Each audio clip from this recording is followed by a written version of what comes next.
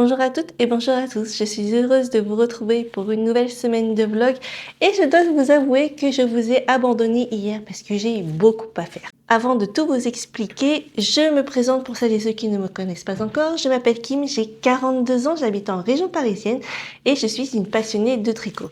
Dans ce vlog, je vais vous partager mes avancées de tricot mais aussi mon quotidien en tant que salarié passionné de tricot qui a, en plus donc de son emploi à plein temps, un side business autour du tricot. J'ai une boutique en ligne via laquelle je vends des accessoires de tricot et ensuite vous pouvez retrouver mes accessoires aussi dans toutes les bonnes merceries ou quasiment en France, en Europe et en Amérique du Nord. Si jamais vous n'avez pas mes produits dans votre mercerie préférée, n'hésitez pas à lui souffler un petit mot pour qu'elle me contacte et comme ça vous pourrez retrouver mes anneaux marqueurs chez elle. La semaine dernière, je vous ai quitté alors que je venais d'apprendre que le Ch'ti Bazar était annulé et je vous avoue que ça m'a mis un petit coup alors que c'était le week-end de mon anniversaire parce que j'avais pour ambition de faire de cette année 2026 un test. J'avais envie de faire le plus de salons possible tout en restant raisonnable pour pouvoir éventuellement augmenter mon chiffre d'affaires et ainsi voir si en fin de compte, ou plutôt en fin d'année, si cette augmentation de chiffre d'affaires me permettait au moins de réduire mon activité salariée pour me consacrer davantage au tricot et à mon side business. Je n'avais pas encore fait le Ch'ti Bazar, donc je ne sais pas ce que ça aurait pu représenter en termes de chiffre d'affaires, mais en tout cas, pour avoir fait le Knit It en 2025, je sais que ça a représenté 10% de mon chiffre d'affaires global sur l'année, sachant que j'avais fait une très bonne année puisque j'avais fait plus 40% de croissance par rapport à 2024. J'avais tout espoir que ce salon me permette vraiment, alors peut-être pas de faire autant que le Knit puisque la dimension du Ch'ti Bazar n'est pas la même, mais en tout cas d'être dans une bonne lancée pour pouvoir continuer au cours de l'année 2026 de faire des salons. Je m'étais vraiment préparée à ce salon-là et même si j'avais pas terminé la préparation du salon, j'étais vraiment dans cette lancée et j'avais une certaine trajectoire pour les semaines à venir. Et du coup, je me suis laissée un petit peu aller sur ce week-end-là et j'ai vraiment voulu faire un break pour pouvoir reprendre de plus belle. Et hier, donc lundi, je me suis vraiment évertuée à essayer de rebondir suite à cette mauvaise nouvelle et à faire en sorte de pouvoir présenter des choses via mon site alors que là où je voulais faire du chiffre d'affaires, c'était en salon. Ce qui n'est pas pareil puisque pour le coup, je pense que tous les professionnels pourront vous le dire, faire des événements permet d'avoir vraiment un bond dans le chiffre d'affaires, contrairement à avoir un site en continu ou même un magasin en continu. Je n'avais pas préparé les fiches produits de toutes les nouveautés que j'allais proposer au Ch'ti Bazar. Je m'étais vraiment concentrée sur la préparation du salon et donc là, ce qui s'est passé, c'est qu'hier, au lieu de me laisser un peu de temps lors de la pause déjeuner par exemple pour pouvoir tricoter, ce que j'ai fait, c'est que j'ai vraiment mis les bouchées doubles pour pouvoir créer les nouvelles fiches produits. Alors, elles sont vraiment loin d'être prêtes puisque je n'ai fait que prendre les photos de toutes les nouveautés. J'essaye vraiment de rebondir suite à cette mauvaise nouvelle et de faire en sorte que ça se passe au mieux. Et donc hier, en plus de préparer les nouveautés, c'était aussi ma journée de préparation des commandes. Et comme j'avais mis en place une action marketing, à savoir un code promo de 20% sur mes anneaux marqueurs à l'occasion de mon anniversaire, j'avais aussi pas mal de commandes de particuliers qui se sont accumulées les jours précédents. Au moins entre les commandes professionnelles qui n'ont pas cessé et les commandes de particuliers pour lesquels j'ai eu un regain avec le code promo, ça va probablement aussi m'aider à augmenter mon chiffre d'affaires. Tout ça pour vous raconter un truc que peut-être ça ne vous intéresse pas du tout, mais j'ai quand même à cœur d'être transparente et de partager mon expérience en tant qu'entrepreneur. Et peut-être que parmi vous, il y a des entrepreneurs qui voudraient avoir des petites anecdotes de behind the scenes, comme on dit.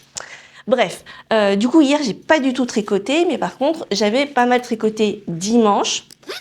Et en termes de progression, sur mon Bayfin Jumper, qui est mon seul encours actif en ce moment, parce que je participe au Cali olympique de fil de nuage, je vous avais quitté en ayant terminé mes manches et en ayant repris les mailles de mon corps. Et donc voici ma progression. Alors, j'ai mis un progress keeper pour vous montrer. Alors, Donc ma manche, l'emmanchure commence ici. Donc sur le week-end, j'ai tricoté toute cette longueur-ci entre l'anneau marqueur et l'emmanchure que vous avez ici. Et aujourd'hui, je suis allée tricoter au soleil juste avant de vous parler. Et j'ai tricoté une petite 5, 6, 7, ouais, on va dire 7 tours à peu près. Et ça avance sûrement mais doucement. Doucement mais sûrement. Et donc voilà. Est-ce que je compte toujours pouvoir terminer le cal olympique dans les temps? Je me dis pourquoi pas, même si j'ai raté une journée de tricot hier. Ça ne présume pas de ce que je vais pouvoir tricoter sur les jours à venir, sachant que demain, ça sera encore une journée au bureau, donc je vais probablement tricoter sur les trajets entre chez moi et le bureau et à la pause déjeuner. Et d'ailleurs, je vous avais pas fait le décompte de mes heures de tricot jusqu'ici sur la semaine dernière, je vais vous dire ça tout de suite. Donc je le fais depuis quelques semaines. Je me note mes temps de tricot et je peux vous dire que sur la semaine dernière, j'ai tricoté presque 17 heures et quasiment exclusivement sur le Baffin Jumper. Pour arriver à terminer le yoke, les 2 manches, j'en étais autour de 55 heures de tricot. Donc ça fait vraiment beaucoup d'heures de tricot pour en arriver jusque là. Et là, si je regarde mon décompte, j'en suis déjà à presque 59 heures de tricot pour arriver à ce résultat-ci. Donc en ayant compté les quelques centimètres que j'ai fait ici sur le buste. Ça fait beaucoup, mais bon, quand on aime, on ne compte pas. Pour continuer à parler de tricot, je n'ai pas repris mon Manida depuis Moutas, comme pourrait dire une certaine Emma. Je me laisse vraiment de côté puisque pour l'instant, à moins d'être limitée en termes de volume à transporter, je tricoterai mon Baffin Jumper en priorité. Je reprendrai mon Manida seulement si je suis contrainte à prendre quelque chose de vraiment réduit en termes de taille. Parce qu'autrement, j'ai vraiment envie de terminer mon Baffin Jumper au plus vite. Et en même temps, je suis en train de réfléchir à mon coup d'après, puisque je me dis que d'ici 2 semaines, normalement, j'aurai terminé mon Baffin Jumper. Donc, sans surprise, je reprendrai mon Manida, qui est déjà en cours et pour lequel j'ai commencé par le dos, je suis à peu près au niveau des emmanchures. Qu'est-ce que je pourrais avoir en second temps court? J'hésite entre commencer un nouveau top ou commencer un nouveau pull. Ce sont 2 choses très différentes, sachant que maintenant, on va bientôt arriver au printemps. Est-ce que ça serait pas bien de faire un des patrons de top que j'ai acheté chez Atelier Mini à la fin d'année et en plus pour lequel j'ai des fils déjà prêts? Alors, j'ai le choix entre plusieurs ouvrages en termes de top. Et je pense notamment au Molitor pour lequel j'ai acheté des fils chez Bulbe Bizarre que j'aimerais bien tricoter. Autrement, j'ai un t-shirt de chez Petite Knit pour lequel j'ai des fils de Tencel de chez Yarn by Simone. J'hésite encore un peu. Avec le beau temps qui revient, j'ai très envie de me tricoter des tops d'été, t-shirt ou top. Ça serait très intéressant à faire. Et en même temps, le fait de voir que j'ai réussi, alors j'ai pas encore terminé, mais en tout cas que je réussis à tricoter un pull probablement en 1 mois et demi, ça me donne aussi envie de voir si je peux, dans la longueur, poursuivre dans ma lancée et tricoter d'autres pulls sur les mois à venir. Et en même temps, alors là, je pars complètement dans tous les sens, je me dis que j'aimerais bien quand même commencer à faire des chaussettes. Pourquoi pas? J'ai beaucoup trop d'idées là en tête. Et est-ce que c'est parce que là maintenant je suis plus ou moins monoprojet et pour le coup je suis un peu frustrée de pas avoir autre chose sur mes aiguilles? Je sais pas. Alors, disons que c'est là une période assez rare de ma vie tricoteuse lors de laquelle je suis vraiment concentrée sur un nombre réduit de projets, parce que d'habitude, je tourne autour de 3 en cours en même temps, pour lequel j'ai un peu du mal à me concentrer sur un plutôt que de m'éparpiller sur 3.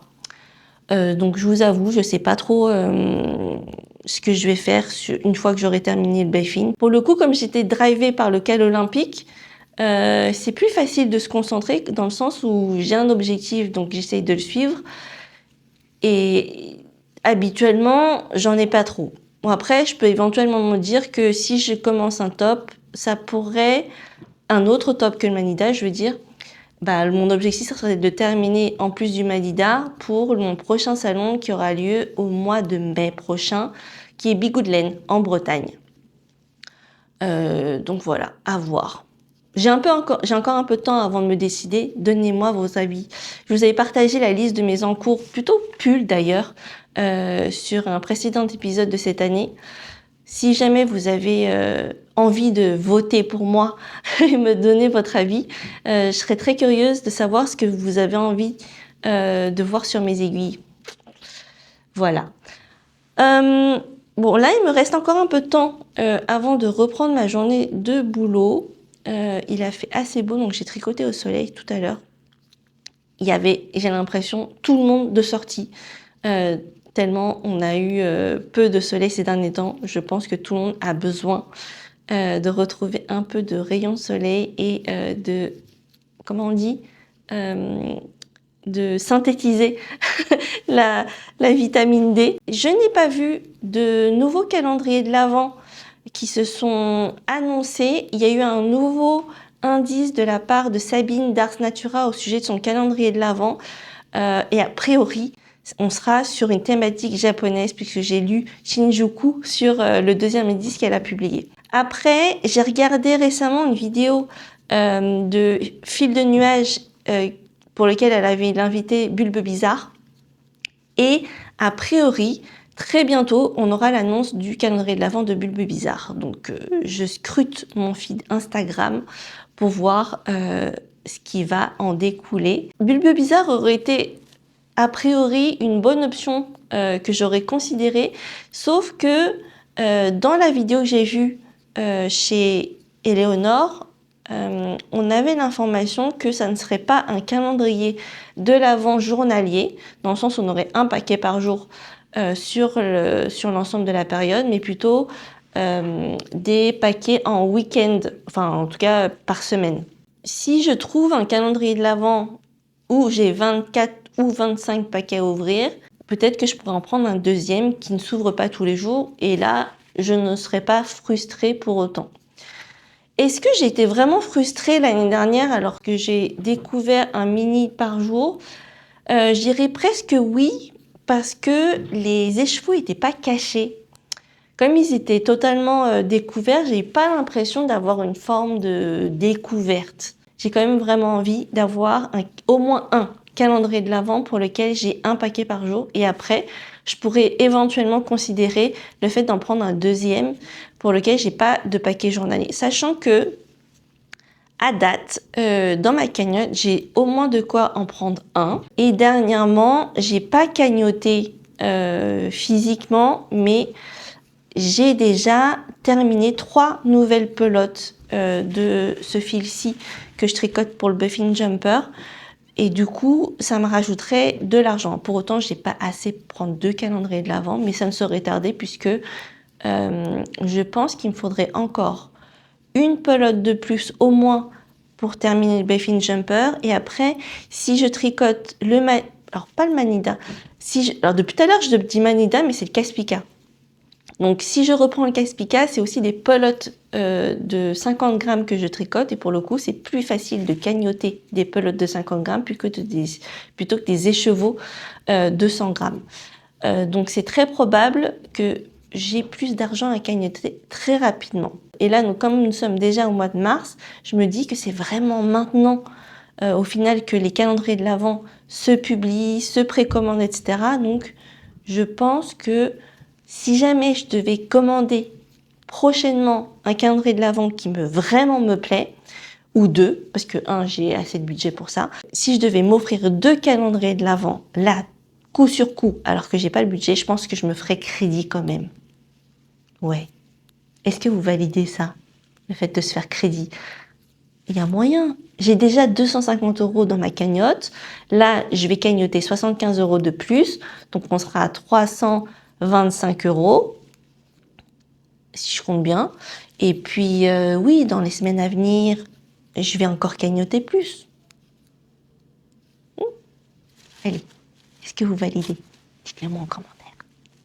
Alors, me voilà de retour avec une bonne et une mauvaise nouvelle. La bonne nouvelle, c'est que j'ai plutôt bien avancé sur mon Bayfin Jumper qui, comme vous le savez, reste mon encours principal. Et la mauvaise nouvelle, c'est que je vais bientôt être à court de laine alors que ma pause déjeuner n'est pas terminée et que j'ai encore le chemin du retour ce soir. Il ne me reste plus que... Bon, la pelote a pas été repelotée, donc elle s'est un peu délitée. Il ne me reste que cette quantité-ci à tenir. Mais profitons de ce moment pour faire un petit essayage du dit pull. Alors,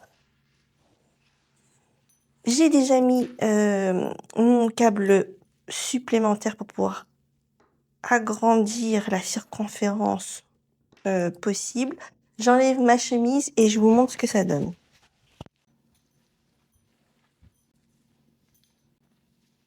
Alors, voici le résultat. Je suis vraiment pas très loin au final de la longueur que je souhaiterais avoir. Je me demande si je devrais pas commencer très bientôt les côtes. Donc à savoir que bah là, je suis déjà au niveau de la ceinture de mon pantalon qui est une portée très taille haute. En vrai, j'ai pas forcément envie qu'il soit beaucoup plus long. Oh là là, ça voudrait dire que j'aurais terminé mon pull presque une semaine à l'avance. Waouh! Alors, est-ce que vous validez la hauteur? Là, par exemple, je suis déjà au-delà de ma ceinture. Est-ce que je l'ai mis dans le bon sens? Oui, j'ai mis mon pull dans le bon sens, donc avec les rangs raccourcis pour la poitrine. Franchement, je vais m'arrêter là. Hein. Je vais m'arrêter là. Et après, j'aurai les 5 cm de côte en dessous.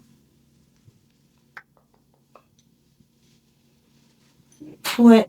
Je suis presque hyper surprise. Hein. Je suis vraiment surprise du fait de terminer le pull comme ça. Là, alors, je sais même pas si j'ai les bonnes aiguilles. Non, je vais pas avoir ce qu'il faut là pour poursuivre en vrai. Oh, je vais être sans projet pour ce soir le retour. Oh là là, j'aurais dû prendre mon casse-piquet avec moi. Dommage. Mais en tout cas, bon, la bonne nouvelle, c'est que je suis sur une longueur qui me plaît plutôt bien. J'ai pas forcément envie qu'il soit plus long. Donc, ouais. Je suis très contente d'en être là. Oh là là, je reviens vraiment pas d'être arrivée à ça. Vraiment là, ce soir en rentrant, enfin, je mets les bonnes aiguilles plus petites pour pouvoir avoir des côtes un petit peu plus serrées. Là en l'occurrence, ça donne ça avec une demi-taille d'aiguille plus petite. Et c'est vraiment l'effet que je veux avoir. Et donc, si je commence à faire les côtes d'ici ce soir, bah d'ici dimanche, ça sera terminé. Et plié. Je suis tellement contente. Bah écoutez, j'ai plus rien à vous dire pour aujourd'hui. C'était la bonne nouvelle du jour, en plus du soleil qui est encore là aujourd'hui. Allez, à plus tard. J'ai une super nouvelle à partager avec vous. J'ai terminé mon Bayfin Jumper. Ça y est. Alors, après quelques heures de tricot, voici le résultat. Donc, j'ai fait ici mes 5 cm de côte 1-1 avec un rabattage à 2 aiguilles. Alors, c'est pas le rabattage à l'italienne dont j'adore le rendu, mais pour lequel je trouve qu'il faut un temps infini pour le terminer. Là, je trouve que ça fait plutôt bien le job. C'est élastique et plutôt joli. Et du coup, c'est une technique qui me va très bien. Et donc, voici le résultat. Je vais vous l'enfiler pour vous montrer ce que ça donne. Je suis très contente de moi et pour autant, je ne l'ai pas encore essayé une fois terminé. Bon, la dernière fois que je l'avais essayé, c'était avec vous mercredi quand je me suis décidée à l'arrêter. Donc, il n'y a plus qu'à l'essayer maintenant. Alors, vous l'aurez compris, c'est une version courte. Je le répète, moi, je ne porte que des pantalons ou des jupes en version taille très haute et les pulls en version court me vont très bien.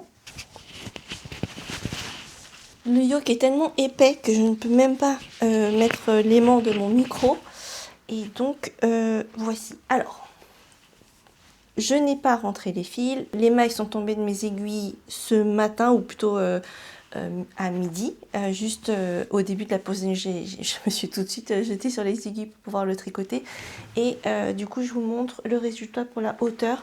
Moi, ça me va très très bien comme hauteur sur un pull. Vous voyez, c'est pile juste après la ceinture. Et moi, la plupart du temps, voilà, je porte mes pulls un peu comme ça. Je mets habituellement une ceinture pour vraiment marquer ma taille. Là, j'en ai pas parce que je suis à la maison. Et puis, donc, ça fait pas trop de matière après. Et puis, comme ça, ça réduit le temps de tricot. Donc, je n'ai plus qu'à rentrer les fils, à bloquer mon ouvrage. Et puis, il sera vraiment, vraiment terminé. Mais pour le coup, en l'ayant officiellement commencé le 6 février et aujourd'hui nous sommes aussi le 6 mars, on peut se dire que j'ai pris à peine plus de 4 semaines pour pouvoir le terminer. Je suis hyper fière de moi. Je n'en reviens pas de cette vitesse de tricot. Après, alors là, à chaud, ce que je peux vous dire sur le résultat de mon pull, c'est que j'ai juste un petit peu peur que cette partie du yoke soit un peu trop épaisse et que l'effet un peu gondolé qu'on peut voir là reste tel quel même après le blocage. Et c'est notamment dû à mon mauvais choix de fil pour lequel j'ai utilisé un fil pour le coloris contrastant qui est plus épais que ce qui était nécessaire ou préconisé.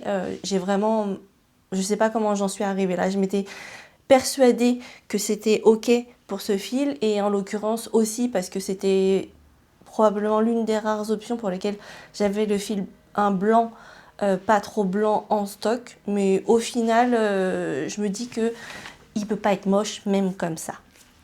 En termes de quantité, donc j'ai tricoté je crois une pelote et demie pour le coloris contrastant et pour ce qui est du coloris rouge il me reste ici, alors je l'ai pesé, il me reste à peine 20 grammes sur cette petite pelote et en plus, donc pour tout le reste, j'ai terminé 8 pelotes de 50 grammes de ce fil-là qui est donc un Baby Alpaga Wool Bagging. En parlant de bonnes nouvelles et de pelotes terminées, en fait, il y a pas moins de 4 pelotes de Baby Alpaga ici que je n'avais pas cagnoté dans ma cagnotte pour les prochains achats de tricot. Et donc 4 x 25, ça nous fait pas moins de 100 € à cagnoter en plus. Donc je vais m'empresser maintenant de rajouter les petites étiquettes dans ma jarre avec toutes les étiquettes que j'ai tricotées jusque là. Et j'ai en plus préparé les sous pour pouvoir cagnoter donc 100 € de plus dans ma cagnotte d'achat de laine pour mes prochains projets et en l'occurrence plutôt des prochains calendriers de l'Avent. Donc ça nous fait 350 € dans la cagnotte. Et voilà! C'est vraiment l'avantage de tricoter mon stock de pelotes, on va dire industrielles, c'est que vraiment c'est des pelotes de 50 grammes, ça va très très vite. Et en l'occurrence, pour avoir terminé donc 8 pelotes de Baby Alpaga, plus une du fil contrastant qui est, il me semble, un pur mérinos français de Bergère de France, j'ai pu cagnoter grâce à ce pull 225 €. Et pour le coup, je ne cagnote pas cette pelote parce qu'elle n'est pas terminée, c'est le jeu. Je vous parlerai du coût de cet ouvrage-là, je pense plutôt dans une version podcast parce que j'ai pas encore rassemblé toutes les informations pour pouvoir vous en parler. Mais en tout cas, je suis très très fière de moi, hyper contente. Et sans vouloir me mettre la pression sur les mois à venir, je me dis que en vrai, j'ai un potentiel de tricot qui est bien plus important que ce que je pensais jusque-là. Alors, sans vouloir dire que je pourrais tricoter tous les mois un pull en entier, je peux me dire que si je me mets dans l'optique de tricoter plus, comme je l'ai fait récemment, donc en tricotant le soir, en tricotant aussi pendant la pause déjeuner, il y a des possibilités pour que je fasse des miracles. Je vais enlever le pull parce qu'il est hyper chaud. Et puis on va poursuivre notre petite discussion. Alors maintenant que j'ai terminé mon encours principal qui était le Buffing Jumper, je n'ai plus qu'un seul projet en cours. ce qui est assez rare pour moi d'avoir vraiment un seul en cours sur mes aiguilles, et ce n'est autre que le Caspica de Folie Ordinaire que j'avais commencé il y a déjà quelques semaines. Et donc je le reprends après plusieurs semaines de pause. Je me suis même arrêtée en plein milieu d'un rang, et c'est vraiment l'ouvrage que je vais considérer comme mon ouvrage principal. Pour autant, me connaissant, je me dis que j'aimerais bien au moins penser à mon prochain projet de tricot, parce que il faut commencer toujours par un échantillon. Enfin, moi, je commence personnellement toujours un projet par son échantillon, et comme sur, on va dire, les projets prochains que je vais tricoter, ça sera surtout avec des laines de teinturière en écheveau, donc c'est des choses qu'il faut anticiper. Mettre en pelote pour pouvoir tricoter. Déjà, peloter des écheveaux, ça prend du temps parce que rien n'est en place. J'ai un bobinoir qui est toujours à disposition, mais il n'est pas disposé de telle sorte que je peux bobiner des écheveaux. Donc ça veut dire réagencer mon salon pour pouvoir positionner le bobinoir en ligne directe avec le dévidoir, et ensuite prévoir donc un certain temps pour pouvoir bobiner, sachant que maintenant j'ai 2 chats, donc autant je sais que Otis peut être un peu coquin sur les fils. Je pense qu'Atsumomo, j'ai pas encore bobiné de cake avec Atsumomo. Je ne sais pas comment elle va réagir, et il est possible qu'elle veuille aussi jouer avec les fils. Et donc, comme il faut anticiper, il faut aussi choisir les projets à tricoter. Il y a quelques jours, je vous disais que potentiellement, je voudrais éventuellement tricoter un pull. Moi, je me dis que là, si la saison printanière avance à grands pas, et qu'en plus j'ai une capacité de tricot qui me permettrait éventuellement de terminer un top en 1 mois, je me dis que ça serait pas plus mal que de tricoter là des tops en prévision, donc des beaux jours. Pour autant, j'ai des options qui sont relativement limitées en termes de tricot de top. Non pas que je n'ai pas d'idée, mais plutôt que je n'ai pas forcément des quantités top à la maison. J'ai beaucoup acheté de quantités pulls que je n'ai pas envie de casser, entre guillemets. J'ai souvent acheté 3, 4, 5, voire 6 écheveaux dans certains cas. Et je préfère les conserver pour faire des pulls, même si les coloris me plaisent vraiment beaucoup et que je voudrais vraiment les tricoter prochainement.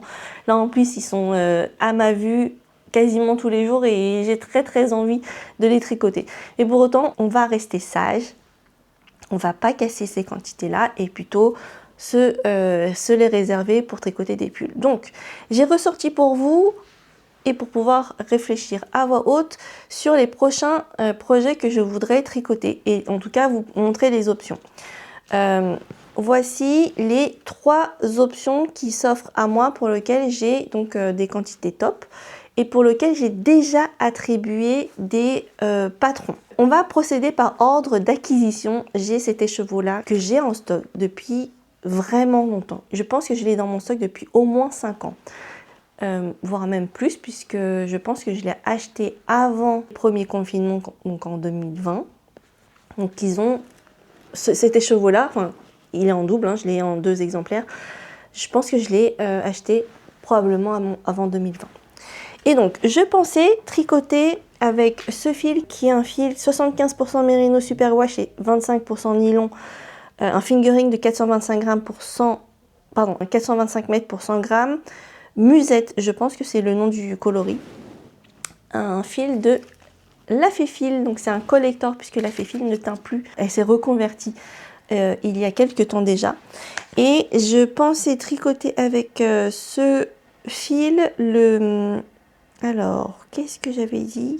Je suis en train de consulter ma queue sur Ravelry, et a priori, voilà, j'ai prévu de tricoter le top sensé de Atelier Émilie. Ensuite, dans mon stash, j'ai ces écheveaux de Yarn by Simone qui sont des Mérinos Tencel, 50% Mérinos et 50% Tencel, une épaisseur sport. Le coloris c'est Jailhouse Rock, et avec ce fil là j'avais prévu de tricoter le Hunker T de Petite Knit, qu'il faudra probablement que j'adapte le patron, parce que normalement on utilise du fingering, alors que là je suis sur une épaisseur sport. Dernière option déjà plus ou moins validée, c'est ce fil là qui est un 85% mérinos extra fin, 15% nylon de Bulbe Bizarre. C'est une épaisseur DK.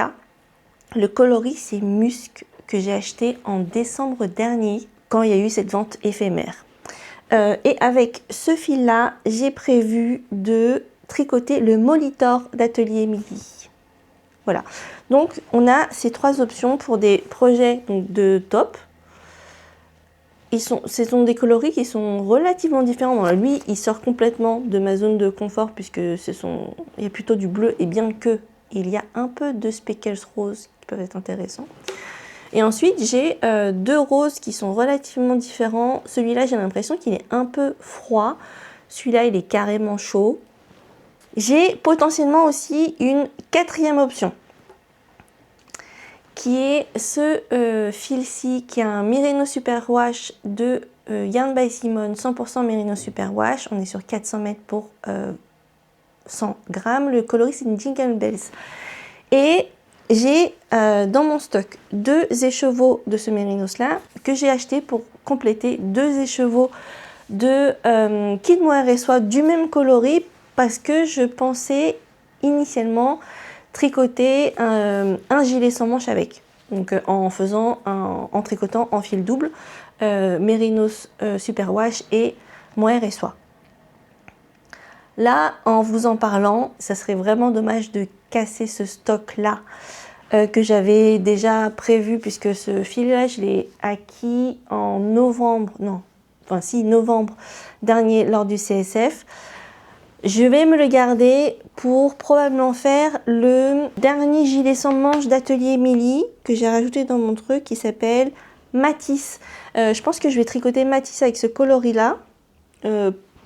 Plus par opportunité parce que pour le coup c'est je crois la seule quantité de top sans manche qui irait avec ce type de projet là. Et après j'ai aussi dans ma queue le Richline Vest de Wool & Pine mais que je considère pas pour la période, j'ai pas très envie de le tricoter maintenant. Enfin, même si le modèle me plaît beaucoup et que le projet que j'ai derrière ça est très intéressant. Là, tout de suite, j'ai pas très envie de tricoter ces fils-là, quoique, à vrai dire, comme je tricoterais en fil double, voire triple, je pourrais cagnoter mais une somme phénoménale avec ce projet. Mais on va pas, c'est moi, pas tricoter des projets uniquement pour pouvoir cagnoter, ça serait pas raisonnable. Donc, j'hésite entre ces trois projets. Ici le Sensé d'Atelier Émilie, ici le Hunkerty de Petite Knit et enfin là on a le Molitor. Entre les trois coloris et projets, je pense que probablement celui-ci m'appelle plus parce que j'ai très envie de tester le travail de Pauline de Bulbe Bizarre, sachant que probablement très prochainement, j'imagine ce week-end ou la semaine prochaine, elle va nous annoncer le contenu de son calendrier de l'Avent. Et avant de dépenser une somme relativement conséquente pour un calendrier de l'Avent de sa marque, je me dis que ça serait intéressant de tester au moins son travail là sur un écheveau plein. Ouais, je pense que je vais partir sur ça. Quel que soit mon choix, j'aimerais quand même avoir votre avis. Quel est le projet qui, selon vous, m'irait le mieux sur cette période? Voilà, ça m'intéresse d'avoir votre avis. Et puis, si jamais votre vote n'est pas le mien, donc à savoir le Molitor d'Atelier Émilie dans ce coloris Musc Nude de Bulbe Bizarre, ça pourrait éventuellement me pousser à castonner un troisième projet. Sait-on jamais. En tout cas, ce qui est sûr, c'est que sur ce projet-là, je suis sur la bonne épaisseur de fil. J'ai pas à modifier, à repenser le patron de telle sorte à ce que ça rentre dans le fil que j'ai choisi. Donc par exemple, sur le Sensé, je suis même pas sûre que je sois vraiment dans la bonne épaisseur de fil. Peut-être qu'il va falloir que je joue un peu sur le fait de tricoter en double ou pas. Normalement, c'est une qualité sport pour le sensé.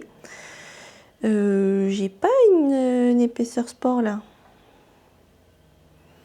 Et il faut, normalement sur ma taille, il faudrait 590 mètres. En fait, je peux le doubler. C'est ce que je vais faire. Je vais doubler le fil pour avoir une épaisseur sport. Et il sera probablement plus court. Parce que là, j'ai 400 mètres. Bon, il en faut plus, mais bon. Je vais l'arrêter comme j'ai fait pour le pull, le Baffin Jumper. Je l'arrêterai. Alors, j'espère il se tricote de haut en bas. Alors, Sensé est un débardeur Marcel avec les emmanchures dégagées et une encolure ronde. Il se tricote de haut en bas, sans couture, avec des épaules déportées. On commence l'empiècement par le dos, puis les devants sont relevés sur le haut des épaules. Le corps, dos et devant est ensuite tricoté en rond, option corps, droit ou légèrement évasé. L'encolure est travaillée avec un bord replié et les emmanchures avec une bande de jersey double. Donc ça colle. Je vais doubler ce fil et c'est bon. Et donc il y aura juste celui-là où il faudra que je ruse un petit peu pour pouvoir le tricoter. Je vais poursuivre ma pause déjeuner en travaillant sur la fiche produit de mon site. Parce que comme je vous le disais, il faut que je mette les bouchées doubles maintenant pour pouvoir mettre en ligne les nouveautés de ma boutique. Allez, je vous dis à plus tard. Bon, je me suis motivée ce matin pour me lever. Bon, pas de très bonne heure, mais quand même, il est actuellement 9h45 et ça fait déjà une bonne heure que je suis sur le pont alors que nous sommes samedi matin parce qu'il faut que je rattrape le retard que j'ai pris sur la préparation de la mise à jour de mon site web avec les nouveautés. Je suis en train de préparer les visuels des fiches produits et je vous montre mon petit setup parce que j'ai pas de double écran et j'ai besoin de mon écran en entier pour pouvoir recadrer les visuels. Donc là par exemple ce sont les visuels pour une des nouveautés qui est Birdie. Et parce que j'ai envie de passer ce moment-là avec Camille par exemple, et j'ai ici ma tablette pour regarder sa dernière vidéo, qu'est-ce qu'on tricote chez le chat qui tricote. Et en plus elle a mis un titre, j'ai envie de dire putaclic, mais bon c'est pas tout à fait ça, c'est très méchant de dire ça, mais c'est donc j'attends avec impatience d'arriver au moment où il y a la big annonce. Je ne sais pas de quoi il s'agit. Mais donc ce matin, ce que j'ai prévu, en tout cas jusqu'à 10h30, donc il me reste encore 45 minutes, de travailler sur les nouveautés. Et après, il faut que j'accompagne ma sœur chercher ses nouvelles lunettes. Elle va changer de lunettes, voilà. Donc j'ai accompagné ma maman l'année dernière en décembre pour qu'elle choisisse ses nouvelles lunettes. Là, c'est au tour de ma sœur. Et peut-être que moi, je regarderai aussi pour changer les miennes. Là, je les porte rarement. Bon, vous les voyez de temps en temps. Je les porte rarement devant la caméra parce que je trouve que ça me va moins bien. Mais j'essaye de les porter autant que possible, sachant que j'ai une très très mauvaise vue. Et en plus, j'ai l'impression de voir mieux avec mes lentilles plutôt qu'avec mes lunettes. Mais bon, bref. Je voulais vous reparler tricot avant de me remettre à bosser. Hier, j'étais contente d'avoir repris mon Caspica de Folie Ordinaire. Et je me suis lancée dans le motif vraiment bille en tête et j'avais tricoté quand même une bonne longueur. Je vous mettrai ici ou par là jusqu'où j'étais allée hier soir, et en fait je me suis rendu compte que j'avais complètement zappé de relire où est-ce que j'en étais dans le patron. En fait j'étais juste en train de tricoter au kilomètre le joli motif du Caspica. Et en fait j'étais normalement arrivée à la partie où je devais faire les augmentations d'emmanchures. Donc j'ai dû défaire, je crois, presque 5 bons centimètres pour pouvoir arriver là où j'avais déjà commencé à faire les augmentations d'emmanchures. Et j'étais en plus en train de faire mon tricot, en fait j'étais en train de faire ma session tricot lecture. Et à vrai dire, c'est quand même difficile à certains moments de tricoter cet ouvrage-là en tricot zéro cerveau, notamment. Alors, pas tout le temps, mais quand on arrive au niveau de ce motif-là et de celui-ci, j'ai moins d'attention possible au niveau de la lecture parce que je dois vraiment regarder ce que je fais. Ce qui me pousse à me dire que je vais probablement aujourd'hui bobiner l'un des 3 projets de top que j'envisageais, dont je vous parlais hier. Pour l'instant, mon choix s'arrête sur ces deux options-ci, je vous montre. Soit sur le Molitor avec ce fil rose de Bulbe Bizarre, soit sur le Sensé, oui, de Atelier Milly avec ce fil de La Fée Fil. Ce sont deux ouvrages qui ont beaucoup de jersey et pour le coup ça sera parfait pour les sessions de lecture si jamais j'ai envie vraiment d'enchaîner les mailles à l'endroit sans avoir à regarder la nuit, enfin le soir quoi, avant que je me couche, parce que bon, encore une fois mon Caspica sera mon projet principal, mais si j'arrive lors de ma session de tricot lecture à un moment du motif où je suis censée apporter plus d'attention parce que le motif le requiert, je préférerais avoir quelque chose sous la main comme le Sensé ou le Molitor pour pouvoir avancer tranquillement sur un tricot tout en lisant. Donc je vais bobiner soit un seul, soit les deux projets. J'hésite. Mais en même temps, si je bobine les deux, ça me demandera moins d'efforts si jamais j'ai envie de castonner un autre. Après, je sais qu'il est plutôt conseillé de bobiner que vraiment au moment où on a envie de tricoter pour le plus grand respect de nos petites beautés.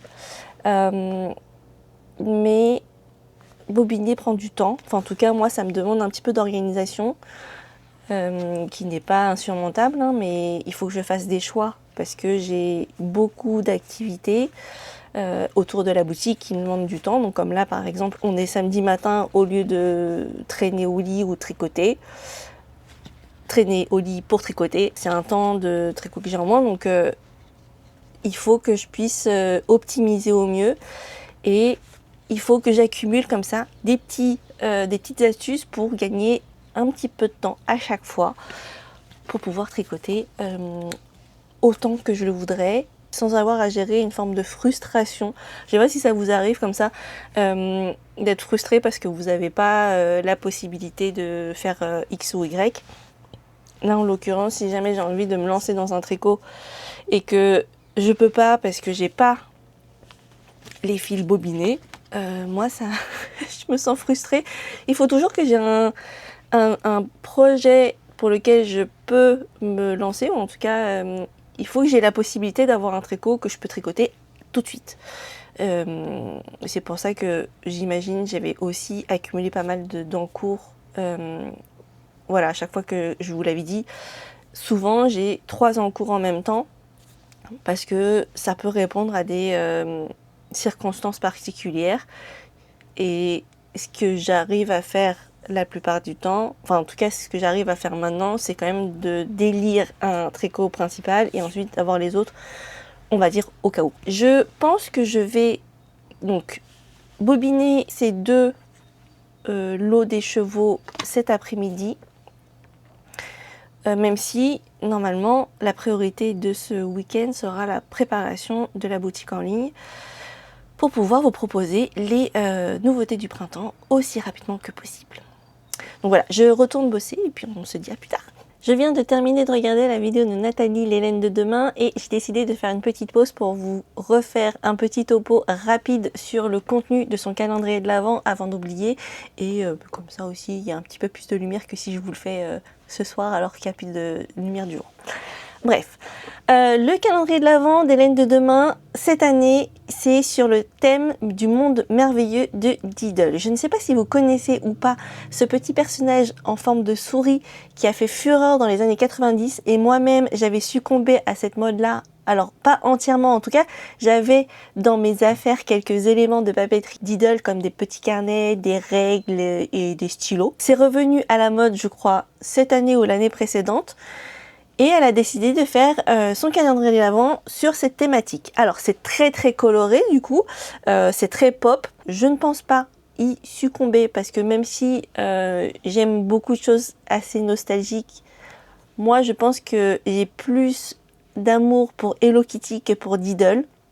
Et quoi qu'il arrive, je pense que les couleurs de ce calendrier-là seront probablement trop peps pour moi.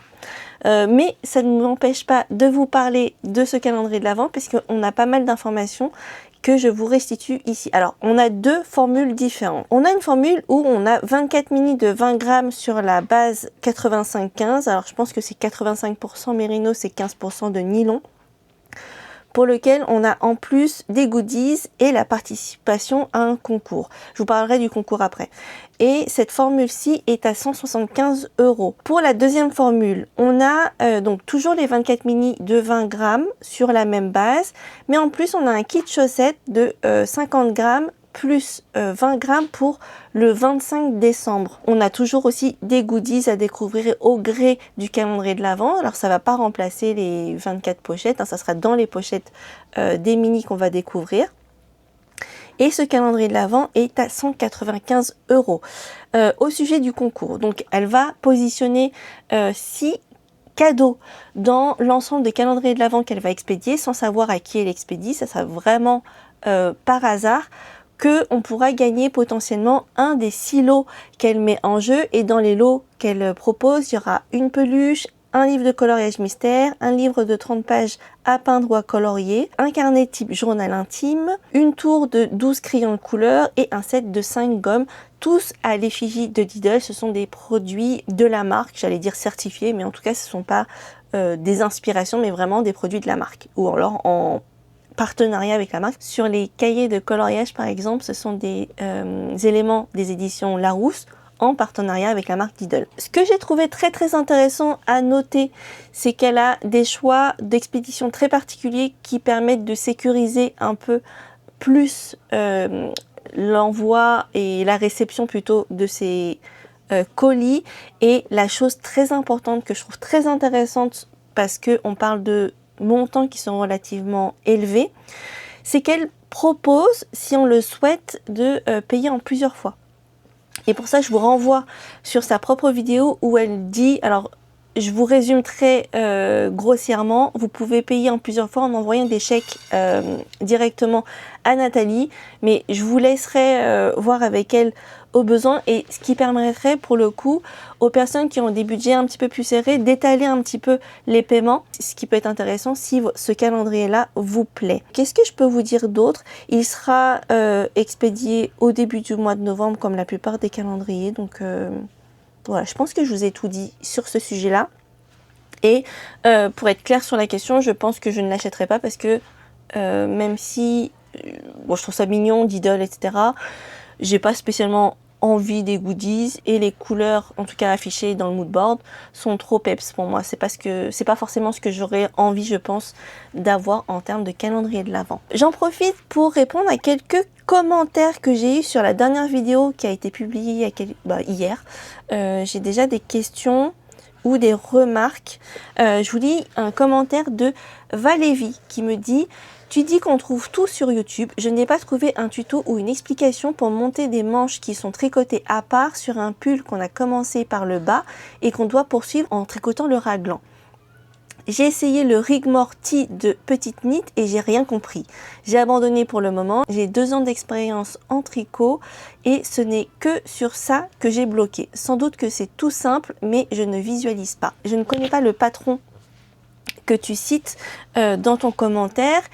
Par contre, je sais que Petite Knit ajoute souvent des liens vers des vidéos pour des techniques utilisées dans son patron. Donc, la première chose que je peux te demander, c'est est-ce que tu as visualisé les vidéos qui sont partagées dans la fiche produit de ce patron pour vérifier s'il n'y avait pas les explications pour pouvoir te débloquer. Après, je pense qu'il y a un réflexe que tu n'as pas eu et que je pense que beaucoup de personnes n'ont pas, c'est de contacter le designer, et même si c'est une personne à l'étranger ou vraiment une grande marque, on doit pouvoir vous aider. La personne qui a commercialisé un patron doit pouvoir vous accompagner dans la réalisation de son patron. Même si vous avez acheté un patron qui initialement n'est pas en français, mais que vous l'avez acheté en français, la marque devrait pouvoir vous aider. Vous devriez pouvoir contacter le designer ou la designeuse pour pouvoir avoir plus d'explications.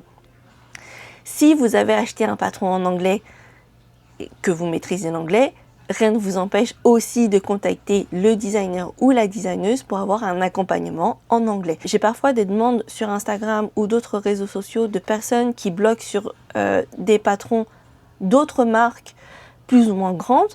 Et je suis navrée de dire que je ne suis pas dans la capacité de répondre aux questions parce que je n'ai pas moi-même écrit le patron et je ne suis pas en capacité de dédier du temps à ce genre d'accompagnement.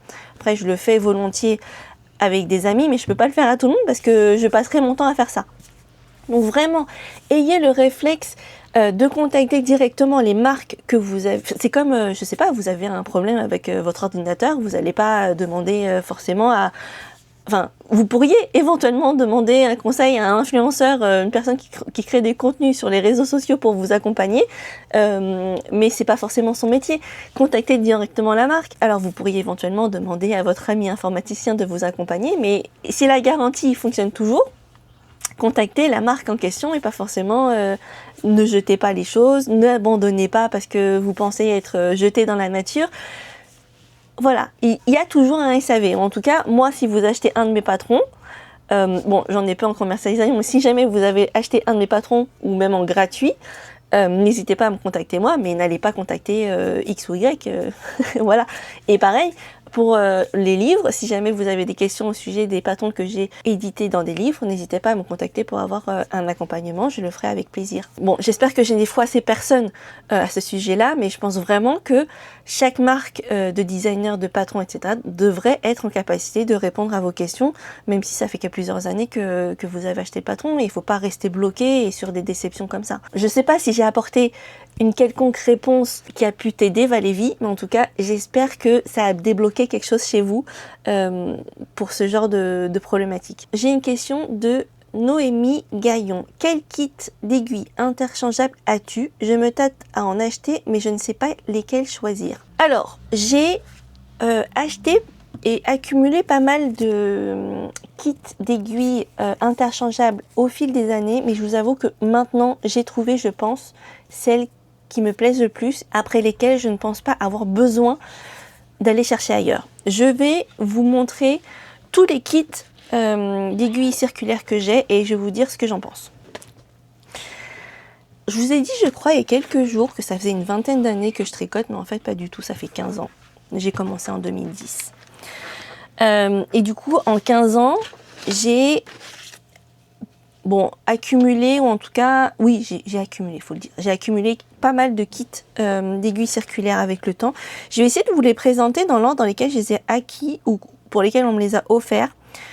J'ai un doute, mais je crois que j'ai commencé par les aiguilles Knit Pro dans, je crois, c'est Symphonie le nom. Alors, c'est pas la présentation de base de ces aiguilles-là. Et je pense que ce que vous voyez ici, c'est l'accumulation de deux kits différents. Alors, les Symphonies de Knit Pro, elles se présentent comme ceci. Ce sont des aiguilles en bois avec des coloris assez particuliers. Enfin, bon, je saurais pas comment les qualifier. C'est très coloré, quoi. Et c'est en bois. Là, la pochette que j'ai, c'est une pochette que j'ai achetée en plus. C'est de Jésabelle B, que vous pouvez, je pense, retrouver. Alors, ça fait très longtemps que je l'ai acheté, ce kit. Je pense que ça fait déjà 7 ans que je l'ai. Je me demande si j'avais pas eu le kit dans cette pochette ici en plastique. Et du coup, j'ai transvasé certaines choses par là. Ce kit, à mon avis, c'est une très bonne option de départ si jamais vous voulez des aiguilles interchangeables pas très chères. Alors, on va aller regarder le prix. Où est-ce qu'on va regarder? On va aller regarder chez Lily comme tout parce que je pense qu'elle doit avoir quasiment toutes les aiguilles que j'ai ici à vous montrer. Comme ça, on aura des prix de comparaison. Alors, aiguilles circulaires interchangeables. Ah bah non, elle n'a pas Knit Pro. Je pense que je vais aller voir du coup chez Lille Weasel. Oui, elle a des Knit Pro. Je pense que le kit a changé entre temps, parce que ou alors il doit plus exister tel quel. Bon, on va se rabattre sur Amazon. Je pense qu'ils ont tout. Knit Ah ouais, je pense qu'ils les ont changés, hein, les kits depuis depuis le temps. Maintenant, c'est vendu dans des pochettes qui sont pas en plastique, ou en tout cas, ça n'a pas l'air. Alors, on a donc le kit Symphonie qui va de la taille 3,5 à 8. On a a priori 8 paires d'aiguilles en bois, donc qui vont de 3,5 à 8, comme je le disais. Alors, est-ce qu'on a le détail de toutes les tailles qu'on a? Pour les tailles, on a 3,5, 4, 4,5, 5, 5,5, 6, 7 et 8, plus 4 câbles, 1 de 60, 2 de 80 et 1 de 100, avec quelques accessoires pour 64 €. Je trouve que c'est vraiment raisonnable comme prix. Et pour le coup, si jamais vous voulez débuter, c'est vraiment le kit que je vous conseillerais. Moi, je crois que dans mon kit, je dois avoir quelques aiguilles en plus pour vraiment des grosses tailles. Donc par exemple, oui, j'ai la taille 12 ici, pour lesquelles j'ai dû acheter un kit supplémentaire. Si jamais vous voulez débuter, je peux vous dire que ça peut faire le job. La raison pour laquelle je les aime pas spécialement aujourd'hui, c'est que le câble, enfin les câbles, je pense pas qu'ils en ont changé depuis. Bah, vous voyez là, je les ai rangés d'une telle manière que ça garde à peu près cette forme. Et c'est très difficile d'avoir quelque chose de lisse. Alors moi, ça me gêne un petit peu. En tout cas, bon, ça m'a pas empêché de tricoter toutes ces années avec. Mais ça fait un petit peu moins de confort. Je dirais pas que c'est pour ça que j'en ai changé, mais en tout cas, c'est le petit moins de ce kit-là que je trouve un peu dommage. Mais sinon, franchement, c'est des aiguilles de très bonne qualité. Hein. Ensuite, j'ai 2 kits de Ia qui sont des aiguilles en métal. Alors après le bois, j'ai voulu tester le métal. Et ces kits-là sont plus chers. Regardons les choses chez Lily Come To. Alors, chez Lily Come To, le kit bleu que vous avez ici, avec c'est des aiguilles qui sont... Alors, je pense qu'ils ont changé entre temps, parce que pour le coup, pour moi, les bleus, ce sont des aiguilles qui sont relativement épaisses. On commence par la taille 5,5 jusqu'à la taille... Alors c'est un peu effacé maintenant, jusqu'à la taille 10 mm. Et ensuite j'ai la version violette. Et là les aiguilles sont plus fines. Ça va de Alors voilà, je vous montre.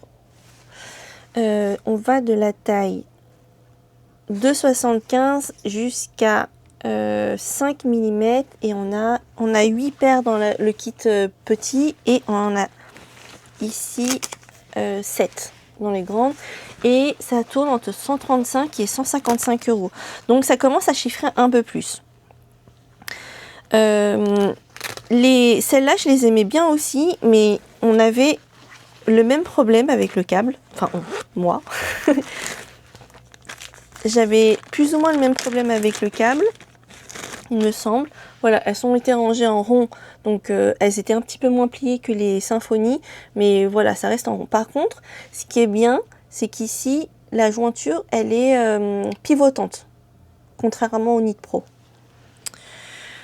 Donc voilà, ces aiguilles, c'était bien. Elles étaient en métal et oui, bah, à part le câble qui était un peu plus relou parce que gardait une certaine forme, disons que c'était aussi un bon compagnon. Après, on m'a offert ici un kit de Knit Pro pareil, et c'est des cubiques en bois de rose. Elles sont aussi très belles. Donc c'est des bords en... Vraiment, c'est pas rond, hein, vous voyez, c'est vraiment carré. Et bah, je les utilisais, parce que je les utilise plus tellement, un peu. Alors, je pense que celles-là, on va pas forcément les trouver, qui les font toujours. Pas sûr. Je pourrais pas vous dire combien ils sont celles-là. Oui, il y a 7 paires qui sont de 4 à 8. Elles étaient plutôt sympas à utiliser. Les capes sont interchangeables entre ce kit-là et celle de Symphonie. Elles étaient pas mal, mais sans plus. Et puis la pochette, elle est vraiment pas belle. Hein. En plastique comme ça. Bon, après, derrière, ça fait un peu effet satiné, mais c'est pas ouf. Ensuite, j'ai acheté ce kit de liqueux. qui sont des aiguilles courtes. À l'époque, j'étais pas très bien renseignée sur les aiguilles courtes. Je voulais des aiguilles courtes pour pouvoir faire pour éviter de faire le magic loop. La longueur des câbles proposés, à l'époque en tout cas, et la longueur des aiguilles sont pas compatibles forcément pour faire des manches, ou en tout cas d'aller vraiment jusqu'au bout des manches sans avoir fait le magic loop.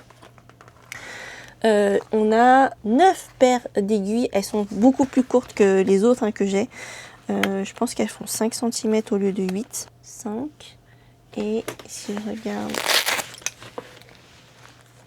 celles de Symphonie par exemple, elles sont vraiment plus courtes. Mais pour le coup, elles sont pas aussi courtes que celles dont je vais vous parler après. Ce qui est bien, c'est que les câbles des Lyke sont compatibles avec celles des Symphonies de Nit Pro. Donc j'ai pu interchanger les câbles pour lesquels j'avais beaucoup de câbles différents, parce que j'avais les câbles de ce kit là, plus ceci, et en plus donc avec cela c'est compatible aussi. Donc ça c'est ce que j'ai encore en stock, mais que j'utilise plus du tout depuis que j'ai les kits de Xiaogu. Pour les Xiaogu, j'ai commencé par ce kit-ci, qui est le kit pour les aiguilles courtes, pour la taille small, qui est la taille, on va dire, que moi j'ai envie de dire standard. On va de la taille 3,5 à 5. On a dans ce kit-là 10 paires d'aiguilles, dont 2 pour chaque taille d'aiguille. Alors pourquoi on en a 2? C'est parce que, personnellement en tout cas, je trouve que les aiguilles très courtes sont plus difficilement maniables que les aiguilles qui sont plus longues. Alors, je vais vous montrer la différence de taille avec les différents kits que j'ai. On est donc ici 5, 8 et 10 cm. Et je trouve que c'est plus confortable de tricoter avec des 10 cm par exemple. Mais quand on arrive au niveau des manches, si on ne veut pas faire de magic loop, moi je commence par combiner ces deux aiguilles là. Et après, lorsque j'arrive vraiment au niveau du poignet, où il faut vraiment quelque chose de petit, je mets ces deux là. Et pour le coup c'est parfait, il n'y a pas besoin de faire de magic loop, et ce sont vraiment mes aiguilles préférées. Et donc quand j'ai eu acquis celle-ci, donc qui est de la taille standard, on va dire c'est la taille S, small, j'ai ensuite acheté le kit rouge qui correspond à la taille mini. Et là on est sur des tailles qui vont du 2 au 3,25. Et pareil, on a deux longueurs d'aiguilles différentes à chaque fois. Et là, par contre, on a 6 paires d'aiguilles. Après encore, parce que c'est aussi sorti après, j'ai acheté le kit des small sur des tailles plus grandes, allant de 5,5 à 8. Et là, on n'en a que 4 paires d'aiguilles différentes. Et il y a une seule longueur à chaque fois. Et parce que, au final, j'aimais vraiment ces aiguilles-là, je me suis offert un autre kit. Alors là, vous allez avoir quelque chose qui est pas... Enfin, c'est plus que ce que vous avez normalement dans un kit. Mais en plus, il y a plusieurs kits différents. C'est la version avec des aiguilles longues de 10 cm. Parce que j'aimais beaucoup ces aiguilles-là. Je me suis dit que si je pouvais avoir des aiguilles plus longues pour avoir un meilleur confort de tricot, et ben il me fallait ça. Ce kit bleu là, vous pouvez l'acheter sur ma boutique en ligne avec 5 paires d'aiguilles de 5 cm et 5 paires d'aiguilles de 8 cm de hauteur, avec 5 tailles différentes de 3,5 à 5. Il a 119 €. Autrement, vous l'avez aussi chez Lily Come To. Je vais vous dire à combien il est chez Lily Come To. Comme ça, on pourra comparer tous les prix. Que pour le coup, moi, j'ai que ce kit bleu là. Le kit bleu chez Lily Come To, il est à 114 €. Le kit rouge avec les shorties, c'est le nom de ces aiguilles là. Les shorties mini, il est à 104 €. Et le kit jaune qui est pour les larges, il est à 79 €. En plus, si vous voulez le kit, ça doit être le même kit que j'ai ici. C'est le kit interchangeable Twist Red Lace. Il est à 109 €. Ce sont des budgets qui sont plus conséquents que les autres marques que je vous ai montrées, je pense. Qu'est-ce que je vous avais dit? Alors pour Nit Pro, c'est sûr que c'est plus cher que Nit Pro. est-ce que je vous avais donné le kit pour les IA? Ça se concurrence plutôt bien.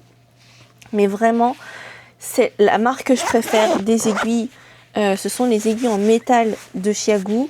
Les shorties, celle-ci et celle-là. Alors le jaune, j'ai pas eu l'occasion de les utiliser. J'ai acheté parce que j'avais envie de compléter ma collection.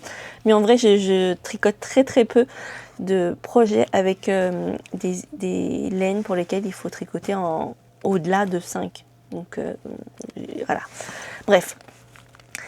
Moi, mes préf de préf, ce sont celles-là. Vraiment, je les aime d'amour. La jointure est ok.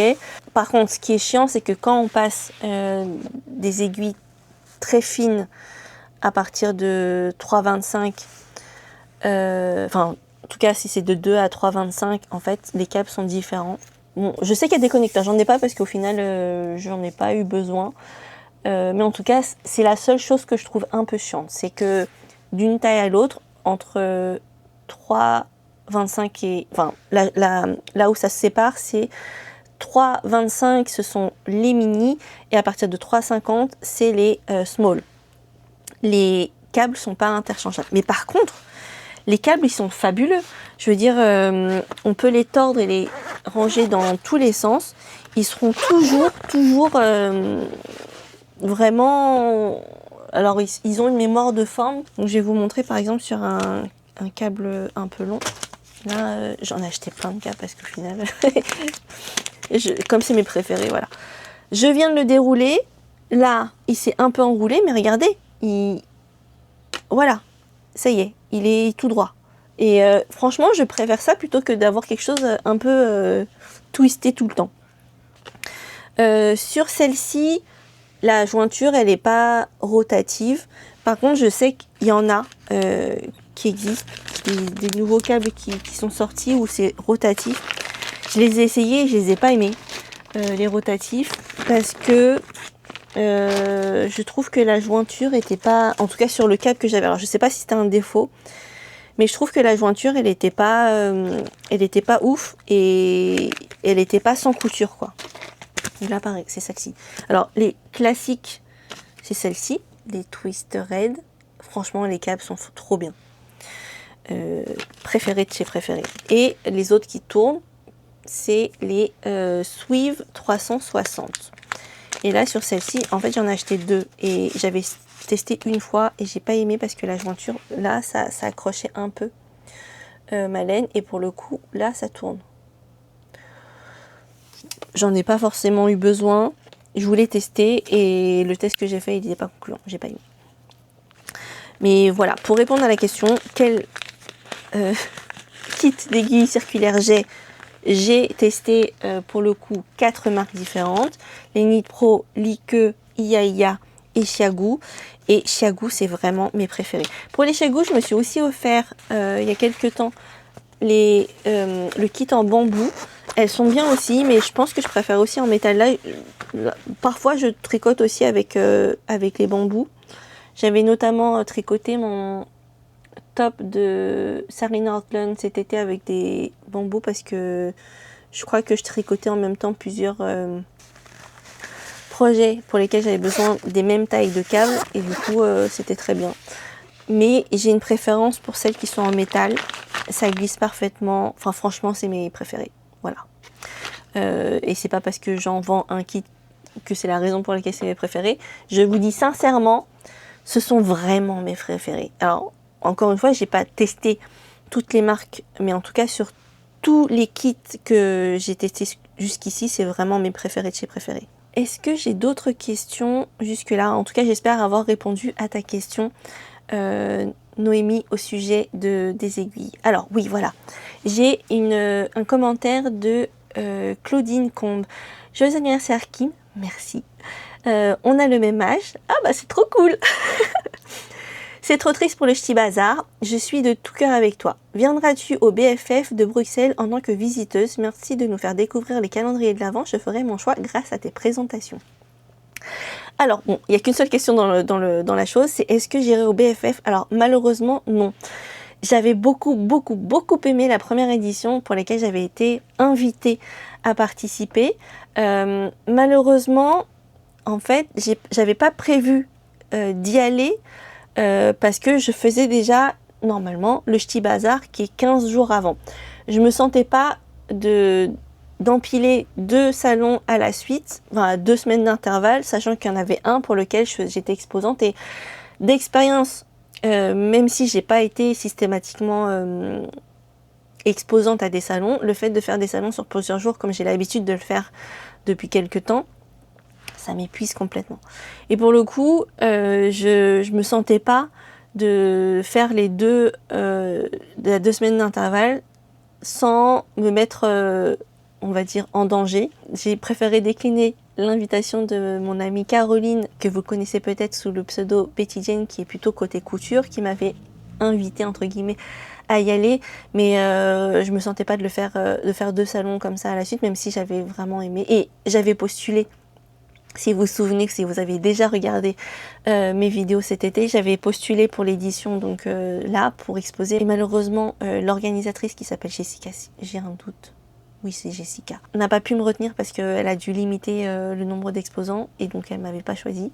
Alors j'y vais pas parce que je la boude ou quoi, hein, c'est vraiment parce que je me sentais pas de faire 2 salons comme ça à 2 semaines d'intervalle. En plus, entre-temps, j'ai une réunion de famille du côté de mon mari qui s'est organisée. Donc, bon, je préfère quand même les réunions de famille quand même. Je trouve ça très important plutôt que d'aller à des salons. Surtout que, bah, normalement, j'avais pas d'argent à dépenser dans ces, dans ces salons. Donc, ça aurait été dommage juste pour y aller. Enfin, bon, j'aurais été contente quand même de voir mon amie Caroline, mais bon, j'irai pas. Donc normalement, le prochain salon dans lequel vous me verrez, ça sera Bigoudlen en mai. Entre temps, je crois qu'il y a d'autres salons, mais pour lesquels j'ai pas prévu d'aller. Donc je sais que par exemple, en avril, il y a celui de Toulouse, mais Toulouse, c'est trop loin pour moi. En tout cas, c'est pas très pratique pour y aller parce que en voiture, bon, c'est un temps infini.